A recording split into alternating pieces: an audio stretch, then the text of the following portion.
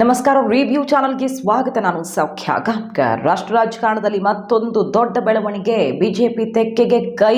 ಪ್ರಮುಖ ನಾಯಕ ಈಗ ಫಿಕ್ಸ್ ಆಗೇ ಬಿಟ್ಟಿದೆ. ಸದ್ಯ ಹಾಗಾದರೆ ಈ ಲೋಕಸಭಾ ಚುನಾವಣೆ ಮೇಲೆ ಏನು ಪರಿಣಾಮ ಆಗುತ್ತೆ? ರಾಹುಲ್ ಗಾಂಧಿಯವರ ಮೇಲಿನ ಮುನಿಸಿಗೆ ಕಾಂಗ್ರೆಸ್ ಬಿಟ್ಟಂತ ಮತ್ತೊಬ್ಬ ದೊಡ್ಡ ನಾಯಕ. ಮಾಹಿತಿ ಮುಂದೆ ಇಡ್ತಾ ಇದೀವಿ. ಮಿಸ್ ಮಾಡಿದ್ರೆ ನಮ್ಮ ಚಾನಲ್ನ ಸಬ್ಸ್ಕ್ರೈಬ್ ಮಾಡಿ, ಹಾಗೆ ನಿಮ್ಮ ಅಭಿಪ್ರಾಯ ಕಮೆಂಟ್ ಮಾಡ್ತಾರೆ. CS ವೀಕ್ಷಕರೇ, ನಾವು ಎಕ್ಸ್ಕ್ಲೂಸಿವ್ ಆಗಿ ರಿಪೋರ್ಟ್ ಮಾಡಿದ್ವಿ. ಬಿಜೆಪಿಗೆ ಈ ಒಂದು ವಾರದ ಒಳಗಡೆನೆ ಆಗಬಹುದು ಈ ಬೆಳವಣಿಗೆ. ದೊಡ್ಡ ನಾಯಕ ಕಾಂಗ್ರೆಸ್ನ ಮಾಜಿ ಮುಖ್ಯಮಂತ್ರಿ ಸೇರಲಿದ್ದಾರೆ. ಅಂತಹ ಎಲ್ಲ ಪೂರಕವಾದ ಬೆಳವಣಿಗೆಗಳಾಗ್ತಿವೆ. ಕಾಂಗ್ರೆಸ್ ಸೋನಿಯಾ ಗಾಂಧಿ ಅವರೇ ಡಿಸ್ಟರ್ಬ್ ಆಗಿ ಅವ್ರನ್ನ ಕರೆಸ್ಕೊಂಡು ಮಾತನಾಡೋ ತನಕ, ಅವ್ರಿಗೆ ರಾಜ್ಯಸಭೆ ಟಿಕೆಟ್ ಕೊಡ್ತೀವಿ ಅನ್ನೋ ತನಕ ಆಫರ್ ಕೊಟ್ಟಿದ್ದು, ಮಾತುಕತೆಯಾಗಿದ್ದು ಎಲ್ಲದ್ರ ಬಗ್ಗೆ ರಿಪೋರ್ಟ್ ಮಾಡಿದ್ವಿ. ಬೇರೆ ಯಾರು ಅಲ್ಲ, ಮಧ್ಯಪ್ರದೇಶ ಮಾಜಿ CM ಕಮಲ್ನಾಥ್. ಊಹಾಪೋಹನ, ಗಾಳಿ ಸುದ್ದಿನ ಇದೆಲ್ಲ ಇಲ್ಲ, ಮುಗದೇ ಹೋಯ್ತು. ಡೆಲ್ಲಿ ತಲುಪಿ ನರೇಂದ್ರ ಮೋದಿ ಅವರ ಎಡಬಲದಲ್ಲಿ ನಕುಲ್ನಾಥ್ ಮತ್ತು ಕಮಲ್ನಾಥ್ ಅವರು ನಿಂತಿರೋ ಫೋಟೋನೇ ಬರ್ತಾ ಇದೆ. ಸೊ ಇವತ್ತು ರಾತ್ರಿ ಒಳಗಡೆನೇ ಬೆಳವಣಿಗೆ. ಅಧಿಕೃತವಾಗಿ ಅವರು ಕಮಲ ಬಾವುಟ ಹಿಡಿದು ಇನ್ನೇನು ಚಿಂದ್ವಾರದಿಂದ BJP MP ಟಿಕೆಟ್ಗೆ ಸ್ಪರ್ಧೆ ಮಾಡಲಿದ್ದಾರೆ.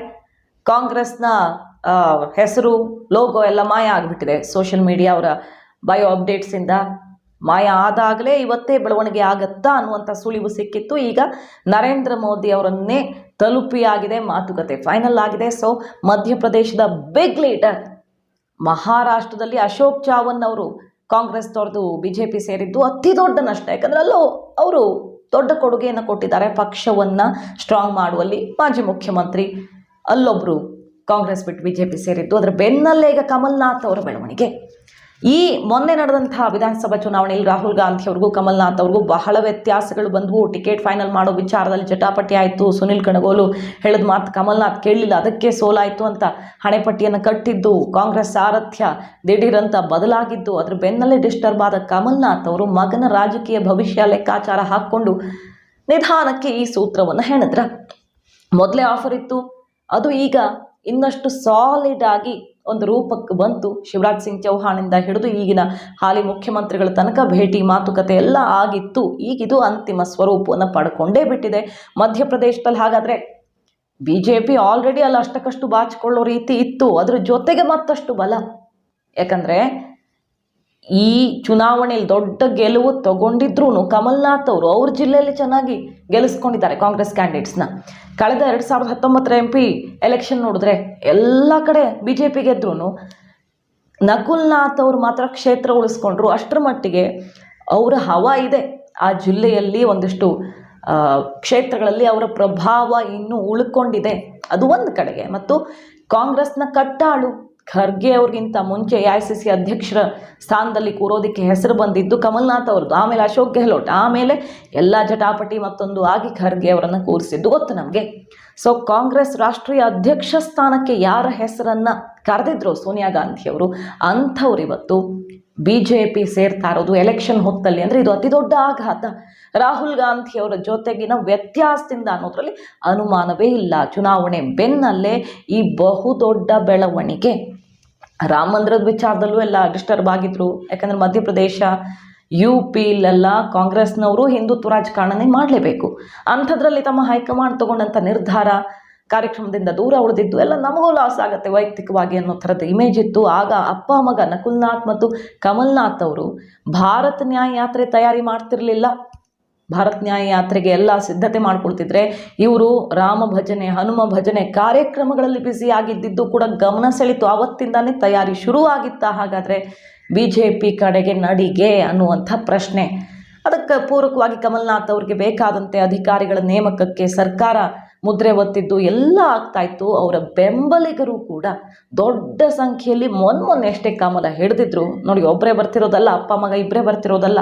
ಈಗ ಆಲ್ರೆಡಿ ರಾಜ ಬರೋದಕ್ಕಿಂತ ಮುಂಚೆ ಸೈನಿಕರು BJP ಸೇರೇ ಬಿಟ್ಟಿದ್ದಾರೆ. ದೊಡ್ಡ ಸಂಖ್ಯೆಯಲ್ಲಿ ಮೇಯರ್ ಆಗಿದ್ದವರು, ಅಲ್ಲಿನ ಲೋಕಲ್ ಆಗಿ ಪ್ರಭಾವ ಹೊಂದಿರುವಂಥ ನಾಯಕರುಗಳು, ಜಿಲ್ಲಾ ಪಂಚಾಯಿತಿಯಲ್ಲಿರುವಂಥ ಪ್ರಮುಖ ನಾಯಕರುಗಳೆಲ್ಲ ಈಗ ಒಂದು ದೊಡ್ಡ ಪಡೆಗೆ BJP ಸೇರಿದ್ದಾಗಿದೆ. ಆಗಲೇ ಸುಳಿವು ಸಿಕ್ಕಿತ್ತು, ಯಾಕೆ ಕಮಲ್ನಾಥ್ ಅವರು ಆಪ್ತರೇ ಹೋಗ್ತಿದ್ದಾರಲ್ಲ ಬ್ಯಾಕ್ ಟು ಬ್ಯಾಕ್ ಅಂತ. ಅದ್ರ ಬೆನ್ನಲ್ಲೇ ಈ ಸುದ್ದಿ ಈಗ ಅಪ್ಪಳಿಸ್ತಾ ಇದೆ. ಇದು ನಿಜಕ್ಕೂ ಸಿಡಿಲಾಘಾತ. ಈಗಾಗಲೇ ಗುಲಾಂ ನಬಿ ಆಜಾದ್, ಮಾಜಿ ಕಟ್ಟಾಳು ಕಾಂಗ್ರೆಸ್ನ ಮಾಜಿ ನಾಯಕ, ಮೊನ್ನೆ ಅಷ್ಟೇ ಹೇಳಿದರು, ರಾಹುಲ್ ಗಾಂಧಿ ಅಂತ ಹೆಸರು ಹೇಳಿರಲಿಲ್ಲ ಅವರು, ಬಟ್ ಕೆಲವರ ವೀಕ್ನೆಸ್ ಮತ್ತು ಅವರ ಮೊಂಡತನದಿಂದಾಗಿ ಪಕ್ಷ ಅವನತಿಗೆ ಬಂದು ತಲುಪಿಬಿಟ್ಟಿದೆ. ಯಾರ್ಯಾರು ಹೋಗ್ತಾರೆ ನೋಡಿ, ದೊಡ್ಡ ದೊಡ್ಡ ನಾಯಕರು ಕಮಲ ಹಿಡಿತಾರೆ ಅನ್ನೋ ಪಕ್ಕಾ ಮಾಹಿತಿ ನನಗಿದೆ ಅನ್ನುವಂಥ ಒಂದು ಸುದ್ದಿಯನ್ನು ಸಿಡಿಸಿದ್ರು ಅವರು. ಅದ್ರ ಬೆನ್ನಲ್ಲೇ ಈಗ ಕಾಂಗ್ರೆಸ್ಸನ್ನು ತೊರೆದೇ ಬಿಟ್ಟಿದ್ದಾರೆ ಕಮಲ್ನಾಥ್ ಮತ್ತು ನಕುಲ್ನಾಥ್. ಸೊ ಕಮಲ್ನಾಥ್ ಅವರಿಗೆ ಪಕ್ಷದಲ್ಲಿ ಯಾವ ಸ್ಥಾನಮಾನ ಕೊಡಲಾಗತ್ತೆ, ಮಗನಿಗಂತೂ MP ಟಿಕೆಟ್ ಫಿಕ್ಸ್, ಅವರೇ ಅದನ್ನು ಹೇಳಿಬಿಟ್ಟಿದ್ದಾರೆ, ನಾನು ಸ್ಪರ್ಧೆ ಮಾಡೋದು ಖಚಿತ. ಯಾವ ಪಾರ್ಟಿಯಿಂದ ಅಂತ ಹೇಳಿರಲಿಲ್ಲ, ಅಲ್ಲೇ ಕ್ಲೂ ಸಿಕ್ಕಿತ್ತು.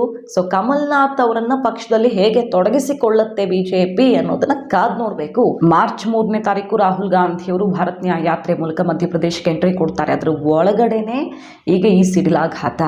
ಬಿಹಾರಕ್ಕೆ ಎಂಟ್ರಿ ಕೊಡೋ ಹೊತ್ತಲ್ಲಿ JDU ಕೈ ಕೊಡ್ತು, ಪಶ್ಚಿಮ ಬಂಗಾಳದಲ್ಲಿ ಎಂಟ್ರಿ ಕೊಡೋ ಹೊತ್ತಲ್ಲಿ ಇಂಡಿ ಕೂಟದಿಂದ TMC ಔಟ್ ಆಯಿತು, UP ಅಂತ ಬಂದಾಗ RLD ಔಟ್ ಆಯಿತು, ಮಹಾರಾಷ್ಟ್ರದಿಂದ ಶಾಕಿಂಗ್ ನ್ಯೂಸ್ ಬಂತು. ಈಗ ಮಧ್ಯಪ್ರದೇಶದಲ್ಲಿ ಅವ್ರ ಎಂಟ್ರಿ ಆಗೋಕ್ಕಿಂತ ಮುಂಚೆನೇ ಕಮಲ್ನಾಥ್ ಅವರಿಂದ ಆಘಾತ.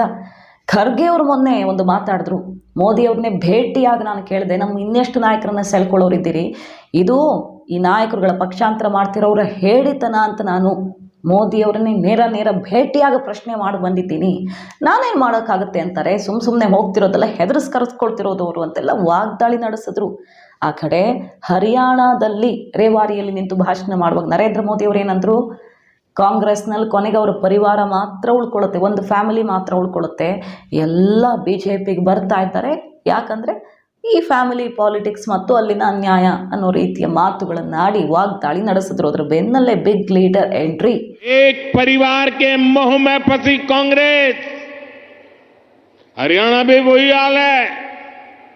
आज अपने इतिहास के सबसे दयनीय दौर से गुजर रही है। इनके नेता से अपना एक स्टार्टअप नहीं संभल रहा, ये लोग देश संभालने का सपना देख रहे हैं। आज कांग्रेस की हालत देखिए, कांग्रेस के पुराने नेता एक एक करके इनको छोड़कर जा रहे हैं। जिन्होंने कभी इनके साथ आने का इरादा किया था, वो भी इनसे भाग रहे हैं। आज स्थिति ये है कि कांग्रेस के पास अपने कार्यकर्ता तक नहीं बचे हैं। ಮಾಹಿತಿ ನಿಮಗೆ ಇಷ್ಟ ಆಗಿದ್ರೆ ಮಿಸ್ ಮಾಡಿದ್ರೆ ನಮ್ಮ ಚಾನಲ್ನ ಸಬ್ಸ್ಕ್ರೈಬ್ ಮಾಡಿ, ಹಾಗೆ ನಿಮ್ಮ ಅಭಿಪ್ರಾಯ ಕಮೆಂಟ್ ಮಾಡಿ ತಿಳಿಸಿ. Thank you.